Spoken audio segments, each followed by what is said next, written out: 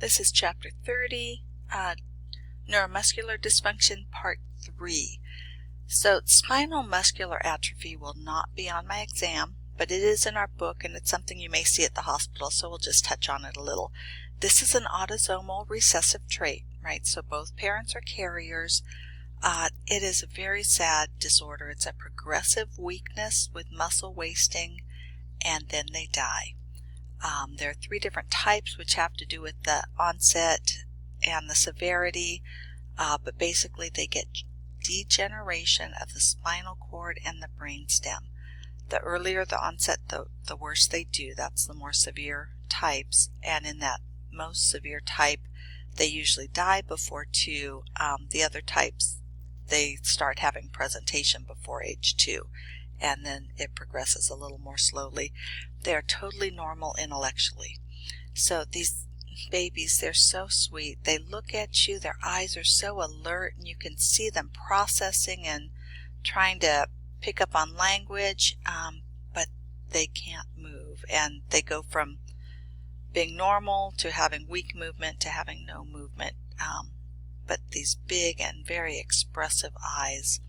And so anyway, again, because it is terminal and non-treatable, we need to make sure we're really supporting our families, helping them with their grief, and to be able to have the best experience they can with their child for the limited time they'll have that child. Muscular dystrophy. This will be on the exam. We're going to limit this to Duchenne's, which is the most common form of muscular dystrophy. And this is called Goer's sign. It's the way a kid with Duchenne stands up. They kind of walk themselves up. First they get their bottom up and then walk their hands back and then use their hands to walk up their legs, and then they're very sway-backed, lordosis, right here, when they finally do stand, because they also have progressive muscle degeneration. So this is muscular dystrophies are the largest group of muscular diseases in children. This is also a genetic illness or disorder. This one typically is sex-linked, so it's on the X chromosome, and because boys only have one X chromosome, they only need it on one chromosome to have it, where a girl would have to have it on both of them since it's recessive, which means a girl who's a carrier is going to pass it on to half her sons, because she's going to give half her sons her normal X and half of them the abnormal X, and since that's her only X, then it becomes, even though it's recessive, it's as if it's dominant because there is no other X. So you get gradual degeneration of the skeletal muscles. This causes progressive weakness and wasting of those muscles. You're going to see increasing disability and increasing deformity with decreasing strength. And I just said that it's almost always males passed on by the mom. What happens, the gene has to do with encoding dystrophin, which is a protein, and so you get the protein in the muscle replaced with fatty deposits. And it does happen symmetrically, side to side. This is the most affected or earliest affected muscle groups. And usually what we're going to see, this kid starts out normal or maybe very mild delays, but nothing anybody's diagnosing. And by about age 3, they start to show some signs of muscle weakness that progresses to an abnormal gait. They have a wide gait and kind of a waddling walk. Then you start seeing enlargement of certain muscle groups, particularly the calves and the legs, but that's because of the fatty infiltrates that are there instead of functional muscle tissue. Usually by about 12, they're no longer able to ambulate, and they become wheelchair bound, and even that progresses where they'll need help to keep the trunk upright in a wheelchair, and they usually die in the late teens and early 20s. So with this, there really is no treatment. Instead, our goal is to keep them as functional as possible for as long as possible. And a lot of that is just by finding adaptive ways to do normal everyday activities of daily living. And we do want to keep them as active as possible, as long as possible. Again, let's find adaptive equipment that works for them. So some things that we're going to need to do: range of motion. We may be able to use braces, finding new ways to do activities of daily living. Sometimes as they develop contractures or scoliosis, there may be a need for surgical intervention. And then genetic counseling for this family, because this is a genetic disorder.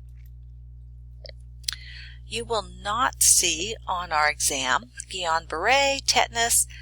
Even though we talked about spinal muscular atrophy, it will not have any exam questions, and spinal cord injuries. You're doing those things in your adult med-surg courses. So we're going to move on to botulism. This is basically food poisoning from a toxin that's produced by Clostridium botulinum, which is an anaerobic bacteria. So it reproduces in an anaerobic setting, and most of the time in the U.S., that is in poorly or improperly sterilized home canned foods. And just an aside, I don't know why, but I know green beans are the most common culprit. So, eat your canned peaches from your neighbor, but don't eat canned green beans if they give them to you.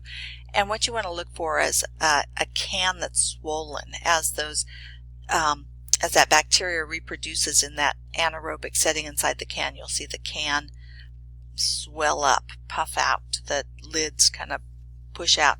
So that's what you're looking for. This causes paralysis of the muscles. So the most common thing is those canned goods. If it's an older child, for infants, there are small amounts of spores of botulism in honey and corn syrup, and so we don't give honey or corn syrup to infants. The minimal amounts of spores going into your GI system are not a problem once you have a mature GI system with the normal flora all intact. But on infants, it can be a problem. So what are you going to see? Well, I said this causes paralysis, right? So we're going to see those central nervous system symptoms usually appear quite abruptly if it's from ingesting the toxin, 12 to 36 hours after the ingestion. So starting with weakness, dizziness, headache, diplopia, which is double vision, speech difficulties, vomiting, and it is going to progress to paralysis, including the diaphragm, which is life-threatening respiratory paralysis of the diaphragm will give you respiratory arrest. The treatment, there is an antitoxin, and so that's what we're going to do, is give them the antitoxin to counteract that and just support them in the meantime, which might mean respiratory support, nutritional support. If they can't move, right, they can't breathe, they can't eat, preventing complications, certainly emotional support and family support. And we're going to continue that supportive therapy until the paralysis has resolved, which can take some time. Now with infants, it's rare that they eat the toxins. They usually inhale the actual spores of bacterium, and then that bacteria settles in their gut, multiplies, and releases the toxins. And those spores exist in honey and corn syrup in very small amounts. Again, you don't have to worry about those things, but an infant does. But sometimes there's no identifiable source. I have seen infant botulism twice. Both times they were totally breastfed infants. They had nothing introduced that would have had this. So botulism bacteria does exist just in the dirt. It can blow through the wind. So there may be no identifiable source. With infant botulism, because they're not eating the toxin itself, they're getting the bacteria, which then has to reproduce and release that toxin, and that has to get picked up in the bloodstream. You can get a huge variation in the severity from just very minor to that full, respiratory arrest. And so anyway, so it often starts with constipation as a presenting symptom in an infant, and then will progress to that weakness where they're not moving, their deep tendon reflexes are diminished, they're hypotonic, they lose head control. With that poor muscle control, they're not able to eat, they don't have a good gag reflex, they're not able to cry. Normally they'll have a very weak cry, and again that can progress then to affecting the respiratory muscles and having a full respiratory arrest. The prognosis is really good, but the recovery is slow. So we're going to keep supporting them until they're fully recovered, which can be anywhere from weeks to months. And here's an infant, a picture I just found on the internet, and it's a little blurry. You can't see it real well, but it looks like this child has a trach. You can see the tube kind of coming off here and is being picked up with pretty much no muscle tone. Here's an older kid. Again, notice he has a trach. He had to have respiratory support. He has no control of his eyes. When you lift him up, he has dilated pupils. This was also off the internet. In his story, he said he was fully conscious, knew what was going on, could hear people talking to him, but was unable to move or respond. After he recovered, had full normal function back.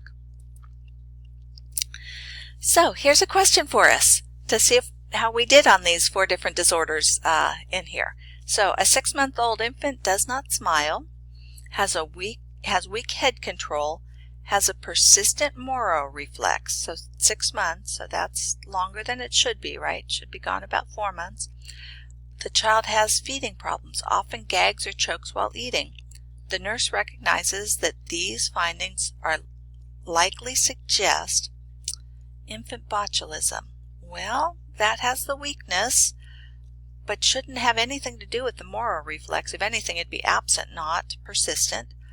I'm going to go down. Muscular dystrophy, that doesn't start that early. Cerebral palsy, it has to do with movement, which would include facial muscles, so smiling and head control. It does have the persistent infant reflexes, often has feeding disorders, so that sounds like it to me. Spina bifida, well, that's noticeable at birth, so we're going to say cerebral palsy. Yes, those are the signs of cerebral palsy.